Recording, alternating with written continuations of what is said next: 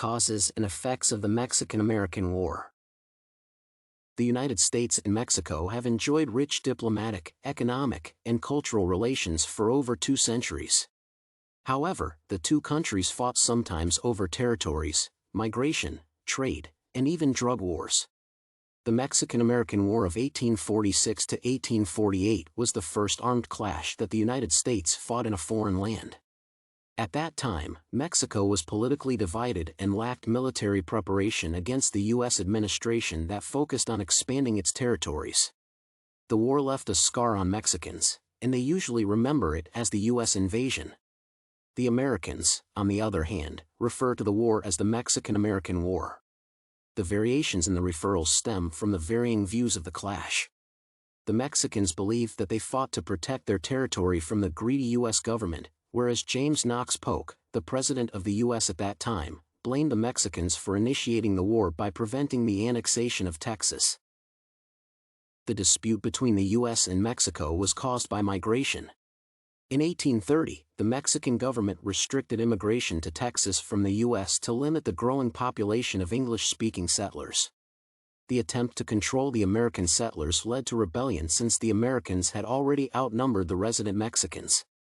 Texas fought and gained its independence from Mexico by 1836.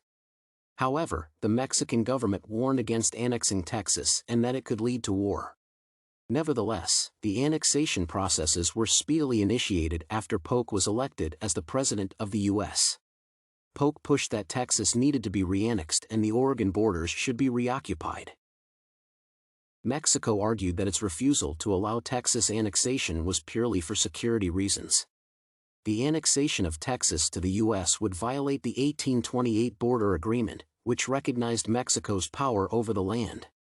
Mexico failed to realize that such attempts would violate the basic principles of the International Act. President Polk's administration started to threaten the territorial security of Mexico. The Texas government agreed to be annexed in 1845. The Mexican administration argued that they had always wished to maintain a negotiable relationship with the U.S. government.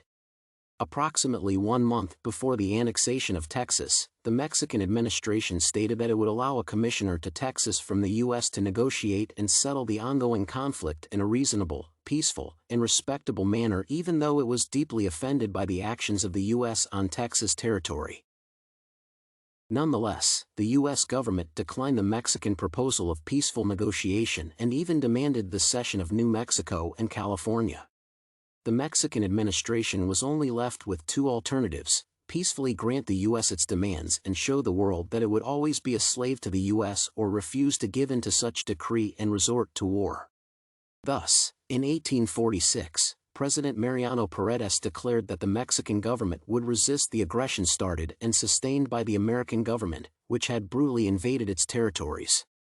The government also declared that it was obliged to protect its rights and had been left with no alternative other than to fight back. The Treaty of Guadalupe Hidalgo officially concluded the war. The U.S. acquired Texas plus New Mexico and California. The Mexican government received $15 million as compensation. Around 13,000 people died, and the U.S. Army won the victory.